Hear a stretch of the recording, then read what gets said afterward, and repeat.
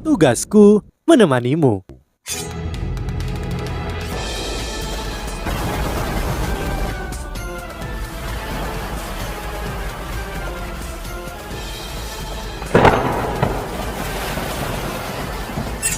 Hai sahabat Pasuk, kembali lagi bersama alur cerita versi novel Solen 2 Sekte Tang yang tak tertandingi.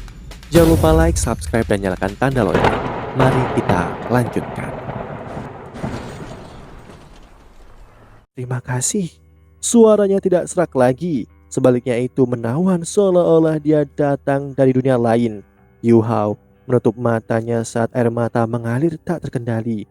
Ia bahkan tidak mendengar suaranya. Pada saat ini keduanya tenggelam dalam dunia mereka sendiri setelah pertarungan hidup dan mati ini. Mengenang adalah hal yang ajaib. Aku merindukan ibu dan ayahku. Kenapa kalian mati secepat ini? Kenapa kalian tidak melindungiku? Mengapa membiarkan biadab itu menyalahgunakanku dan membuatku terhina di depan banyak orang di ruang bawah tanah yang dingin itu? Mereka menghancurkan tubuhku di bawah hasutan iblis, menghancurkan hatiku, dan menodai rohku. Aku baru berusia 15 tahun saat itu. Kebencian membuatku tetap hidup dan meningkatkan rohku ke tingkat yang lebih tinggi. Akibatnya roh pendendamku terbangun. Aku benci para lelaki serakah dan cabul itu. Aku benci si gendut yang merobek-robekku. Aku ingin membantai mereka, tetapi aku sangat kesakitan. Aku tidak berdaya. Apakah aku akhirnya dibebaskan? Kamu membiarkanku melihat cahaya, merasakan apa itu cinta, dan menyaksikan cinta yang belum muncul dalam rohku. Sepertinya tidak semua yang ada di dunia ini kotor. Masih ada hal-hal yang murni dan bersih. Terima kasih karena telah membiarkanku merasakan cinta yang kuat yang kamu miliki untuk orang yang tidak dikenal itu. Kamu membersihkan hatiku dan memberitahuku apa itu pembebasan. Terima kasih. Aku sangat senang. Gas hitam mulai mengalir keluar dari pori-porinya dan ia mulai menua dengan cepat. Dalam sekejap, dia menjadi sangat layu sebelum secara bertahap menghilang. Tubuhnya perlahan runtuh sebelum dia mulai hancur. Akhirnya, dia berubah menjadi tumbukan debu dan menghilang bersama angin malam. Yu Hao masih dalam posisi sebelumnya setelah melepaskan telapak tangannya. Hanya saja cahaya di tubuhnya telah menghilang. Seperti halnya hati yang besar di langit, dia berdiri di tempat tanpa bergerak 1 inci pun. Namun dia masih bisa mempengaruhi segala sesuatu di sekitarnya dengan emosinya. 6 sosok diam-diam muncul di sekitarnya. Masing-masing dari mereka mengungkapkan pandangan yang berbeda di mata mereka. Satu-satunya kesamaan adalah air mata yang mengalir dari mata mereka. Bukan hanya mereka. Di dalam wilayah yang berdiameter 1000 meter, semua makhluk hidup dipengaruhi oleh emosi Yu Hao. Susan si diam-diam berjalan di belakang Yu Hao sebelum mengangkat tubuhnya yang kaku dan menyeka air matanya. Dia menghela nafas dan berbalik sebelum pergi. 5 lainnya dengan cepat mengikutinya. Mengapa seperti ini? Nan Qiu berbisik pada Ye Guyi. Ye Guyi tertawa getir. Aku juga tidak tahu mengapa seperti ini. Dia sebenarnya... Cicue Chen biasanya sangat dingin, tetapi sepertinya ada banyak perubahan baginya sekarang. Dia tampak bingung dan tangannya gemetaran. Apakah aku salah? Apakah hanya cinta yang dapat meningkatkan niat pedangku ke puncaknya? Aku melepaskan semua emosi romantis untuk fokus pada kultivasiku.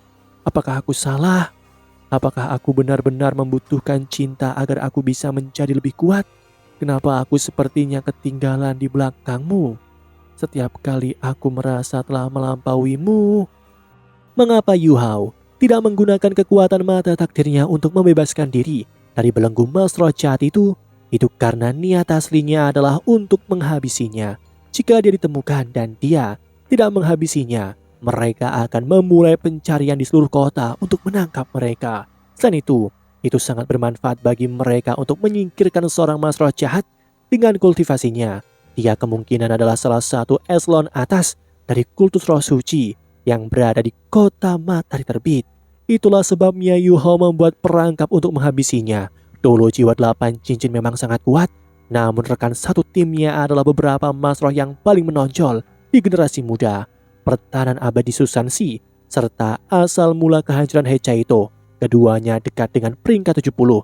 Lebih penting lagi ada Ye Guyi yang memiliki mereka suci yang dapat mengekang mas roh jahat bersama dengan Cicua Cenan, Qiu Qiu, dan Jing Xian. Ketujuh dari mereka harusnya sangat percaya diri dalam menghabisi lawan. Melalui deteksi spiritualnya, Yu Hao sudah merencanakan perangkap ini dengan sempurna. Tujuan awalnya adalah menggunakan 3 keterampilan besarnya atau 3 keterampilan hebatnya untuk menahan lawannya sebelum Cicua Chen dan Ye Guyi melepaskan serangan habis-habisan untuk memberinya pukulan mematikan. 4 lainnya akan mendukung mereka berdua. Namun, tidak ada yang mengira bahwa Yu Hao akan menghancurkan Dolo jiwa yang sangat kuat ini yang memiliki roh pembalasan menggunakan 3 keterampilan hebatnya saja. Itu adalah keterampilan yang menakutkan yang benar-benar melebihi kultivasinya saat ini. Ketika cuaca berubah, rekan-rekan satu timnya semua sudah terpana. Mereka semua jelas bisa merasakan cintanya dan kerinduan untuk Wang Dong-er. Ketika dia melepaskan Hao Dong Plamnya, dia benar-benar menghancurkan lawannya dengan emosinya. Tetapi kekuatan jiwanya telah sepenuhnya terkuras. Ini adalah pertama kalinya dia melepaskan serangan yang mencakup makna sebenarnya di balik kata emosi, dan itu sangat mencengangkan. Tidak lama, setelah 15 menit, militer menyegel daerah bekas pertarungannya. Namun mereka tidak dapat menemukan apapun. Seorang jenderal besar yang bertugas menyelidiki situasi ini bertanya kepada bawahannya, "Apa yang terjadi?" "Aku juga tidak tahu." Omong kosong. Seluruh kota melihat apa yang terjadi sebelumnya. Ada apa dengan hati besar di langit itu? Mengapa cuaca tiba-tiba berubah? Beraninya kau memberitahuku bahwa kau tidak tahu apa-apa? Apakah kau tahu betapa mahalnya ketiga alat jiwa pengintai itu? Namun tidak ada yang benar-benar terjadi. Tidak ada korban sipil. Hanya saja sejumlah orang yang abnormal mulai menangis di wilayah ini. Mereka mengklaim bahwa mereka melakukannya karena mereka tersentuh. Sampah, pergi dan selidiki lebih lanjut. Ya, di kamar hotel, Yu Hao diam-diam berbaring di tempat tidurnya. Masih dalam posisi sebelumnya, Susansi berdiri dari sisi ranjangnya. Senior ketiga, bagaimana kabar kalian?" Nan Qiu Qiu bertanya pada Susansi. Susansi tertawa getir. Tidak buruk, dia pasti melepaskan lebih banyak kekuatan daripada yang bisa dia kontrol lebih jauh. Bayangkan betapa dia harus dipengaruhi secara emosional untuk dapat melepaskan gelombang emosi yang begitu kuat ini. Aku tahu dia menunjukkan belas kasihan kepadaku ketika dia bertarung di sekte. Kalau tidak, aku tidak akan mampu menangani 2 serangan pertamanya. Mengingat kultivasiku saat ini, terkadang aku bertanya-tanya mengapa dia begitu aneh. Kekuatan keterampilan bertarungnya yang diciptakannya sendiri telah melampaui keterampilan jiwanya. Hechaito menghela nafas dan berkata, "Jangan iri padanya. Apakah kamu bersedia menukar Nanan dengan 3 keterampilan bertarung?" Susansi memelototinya dan berkata, "Mengapa kau tidak menggunakan dirimu sebagai contoh?" "Tentu saja aku tidak mau. Nananku itu spesial." Hechaito terkekeh dan berkata, "Baiklah, dia tidak ada di sini. Kamu tidak harus menunjukkan seberapa setianya dirimu. Kapan Yo bisa pulih?" Susansi berkata, "Dia dalam kondisi yang aneh. Kekuatan jiwanya jelas telah terkuras, tetapi dia pulih dengan kecepatan yang sangat cepat. Seolah-olah dia memiliki botol susu di tubuhnya yang menyehatkannya. Dia harusnya pulih setelah beristirahat selama beberapa jam. Hanya saja aku tidak yakin berapa lama rohnya akan pulih. Kekuatan keterampilannya berasal dari hubungan antara kekuatan spiritual dan emosinya. Aku tidak berpikir itu akan mudah baginya untuk pulih dari keadaan emosinya. Mengingat betapa mengerikannya serangan emosi tadi. Ketika dia bangun, aku harus memperingatkan dia untuk tidak menggunakan ketiga keterampilan ini dengan mudah. Kalau tidak, dia akan menjadi gila." Hechaito menjadi serius. "Ya, kita harus mengingatkannya untuk tidak sering menggunakan 3 keterampilan ini di masa depan. Itu kuat, tetapi tidak ada tindak lanjut. Dan itu terlalu mempengaruhi emosinya. Aku ingin tahu apakah dia akan dapat menggunakan keterampilan ini jika Dong'er bangun. Susan si menghela nafas dan berkata, keterampilan ini lebih baik dari digunakan meskipun itu kuat. Aku harap Dong'er dapat bangun lebih cepat dan kembali ke sisinya. Kehidupan junior kecil terlalu pahit. Ya, Echa mengangguk setuju. Ye Guyi berdiri di belakang mereka semua dan diam-diam memperhatikan Yu Hao. Setelah itu, dia berbalik dan adalah yang pertama pergi. Nan Qiu tertegun dan dengan cepat mengikutinya. Kakak Guyi, kau baik-baik saja? Nan Qiu mengikuti Ye Guyi kembali ke kamar mereka dan bertanya dengan prihatin. Ye Guyi menggelengkan kepalanya dengan lembut dan berkata, aku baik-baik saja. Aku seharusnya tidak penasaran dengan pria itu. Mata Nan Qiu terbuka lebar dan dia bertanya, apakah kamu benar-benar jatuh cinta padanya? Wo Yu Hao butuh 2 hari untuk pulih sepenuhnya. Dia bangun pada pagi kedua, tetapi dia masih terbenam dalam emosinya dan tidak bisa melepaskan diri darinya. Butuh 1 hari lagi sebelum dia pulih sepenuhnya. Dalam 2 hari ini, suasana di kota matahari terbit menjadi sangat tegang. Dan juga setelah menarik Mas Rocat pergi, Yu Hao memberitahu semua orang tentang kondisi Feng Ling melalui deteksi spiritualnya. Setelah semuanya lebih damai di luar, Jing Zian pergi untuk menyelamatkannya. Apa yang salah? Apakah kamu baik-baik saja sekarang? Susan si bertanya pada Yu Hao yang duduk bersila di tempat tidurnya. Yu Hao mengangguk dan ada ekspresi meminta maaf di wajahnya. Senior ketiga, aku minta maaf. Susan si tertawa dan berkata, tidak perlu minta maaf meskipun kamu seharusnya tidak kehilangan kendali karena kamu memerintah kita semua. Itu adalah situasi khusus. Mas Rocat itu adalah tipe spiritual yang langka. Aku bertanya pada Ye Guyi juga. Dia bilang, dia juga tidak percaya diri untuk menanganinya. Dia adalah dolo jiwa dengan 8 cincin. Dan karenanya tepat bagimu untuk melepaskan seluruh kekuatanmu untuk melawannya. Hanya saja kamu tidak cukup memahami diri sendiri. Kamu harus mengingat hal ini. Efek samping dari seranganmu terlalu kuat. Dari sorot matamu aku dapat mengatakan bahwa kamu bahkan belum sepenuhnya pulih. Baik, Yu Hao mengangguk. Seperti yang dikatakan oleh Susan si pikirannya belum pulih sepenuhnya. Kadang-kadang sosok Wang Dong'er akan melintas di benaknya. Mas roh jahat itu akan sangat mematikan jika dia melepaskan semua kekuatannya. Dia memiliki keterampilan bertarung yang diciptakannya sendiri, yang menyebabkan lautan spiritualku terpengaruh. Setelah itu, aku kehilangan kendali atas emosiku ketika aku melepaskan keterampilan bertarung. Kalau tidak, kekuatan ketiga keterampilanku seharusnya tidak begitu hebat, dan aku akan bisa mengendalikan tubuhku setelah aku selesai menyerang. Setidaknya, aku akan bisa bergerak. Aku akan mengingatnya di masa depan, kakak. Susan si terdengar sangat tulus ketika dia berkata, Yu Hao, yang terbaik adalah kamu harus menggunakan ketiga keterampilanmu lebih jarang. Itu memang sangat kuat, tetapi pengaruhnya terhadapmu juga sangat besar. Menurut pendapatku, itu adalah produk dari mabuk cintamu. Kamu tidak bisa terlalu mengandalkannya, jika tidak, kemampuanmu sendiri akan turun secara signifikan begitu Dong'er bangun. Bersama dengan fakta bahwa ketiga keterampilan ini akan hilang. Yu Hao bergidik di dalam hatinya. Setelah menganggukkan kepalanya, Yu Hao berkata, Senior ketiga, bagaimana kabar Feng Ling? Setelah dia menyebut Feng Ling, Susan si tiba-tiba mengungkapkan ekspresi aneh di wajahnya. Itu... Dia terbatuk. Yu Hao bingung dan bertanya, ada apa? Susan si menghela nafas dan menjawab, Mas Rocat itu terlalu gila. Feng Ling benar-benar lumpuh. Dia menderita keterampilan jiwa tipe kutukan yang kuat. Dan bahkan dikebiri, dia juga diberi makan obat yang tidak diketahui. Dan dadanya telah berkembang seperti wanita. Dia bukan laki-laki atau perempuan, aku curiga. Dia pasti akan membuat orang jijik. Setelah mendengar apa yang dikatakan oleh Susan si Yu Hao, mengingat apa yang dikatakan oleh Mas Rocat itu sebelumnya, terutama apa yang dia katakan sebelum dia meninggal. Meski Yu Hao tenggelam dalam ingatannya akan Wang Dong'er saat itu, dia masih ingat apa yang dikatakan oleh Mas Rocat itu kepadanya.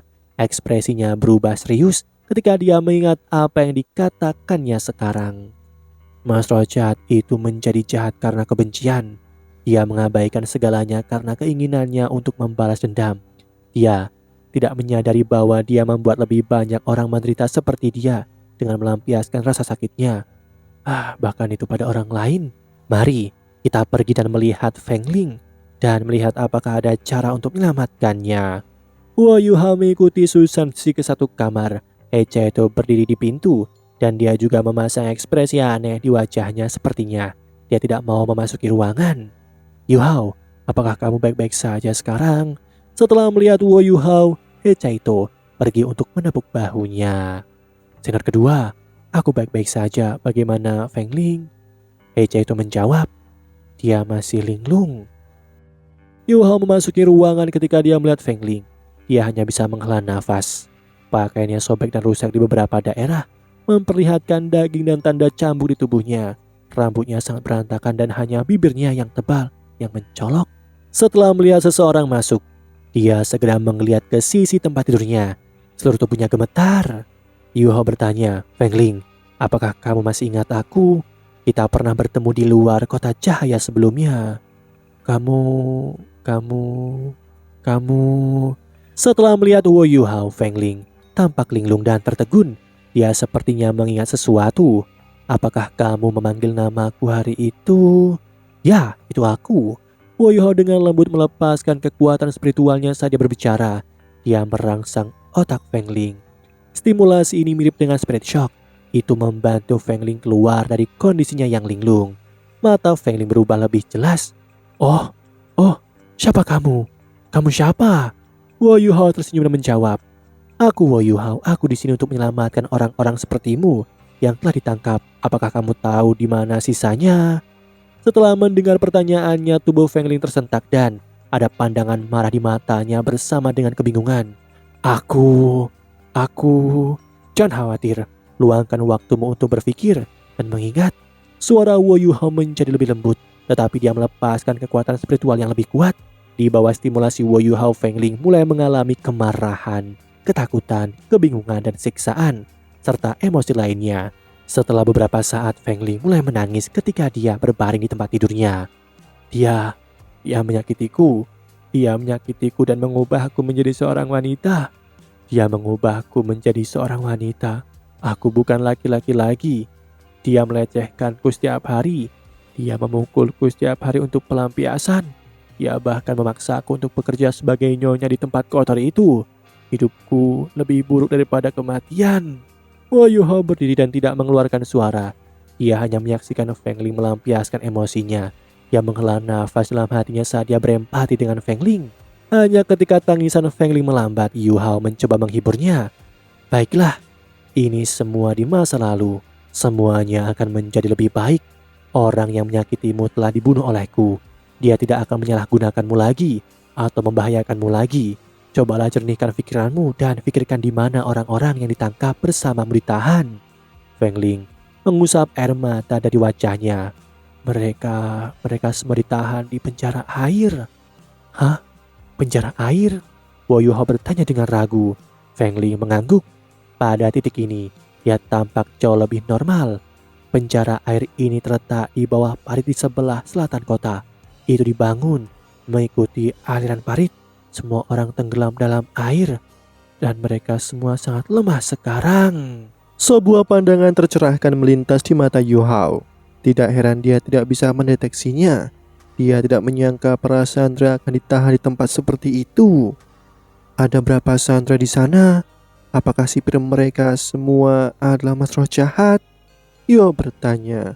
Feng Ling berkata, aku tidak tahu berapa banyak orang yang ditahan di sana, namun Mas Rajat mengambil beberapa dari mereka. Aku adalah salah satu dari mereka. Mas Rajat yang membawaku sudah membantai beberapa orang. Beberapa lainnya memilih untuk menghabisi diri sendiri. Ketika dia berbicara sampai titik ini, dia mulai gemetar tak terkendali sekali lagi. Ekspresi Hechaito dan Susan Si berubah. Para sandera berada dalam situasi yang lebih buruk daripada yang mereka duga, yang membuat misi penyelamatan mereka jauh lebih sulit. Yuhao mengajukan beberapa pertanyaan lagi kepada Feng Ling, tetapi jelas bahwa pikiran Feng Ling telah menurun karena kata-katanya menjadi sangat tidak jelas. Informasi yang mereka peroleh hanya terdiri dari apa yang diungkapkan oleh Feng Ling sebelumnya. Namun, itu masih sangat berharga bagi Sekte Tang. Setidaknya, mereka tahu di mana para sandera. Memang, Mereka diawasi oleh Mas Roh jahat. Demikianlah kisah untuk kali ini. Sahabat Pasuk, jangan sedih, jangan bimbang, apalagi galau. Karena aku kan selalu menemanimu.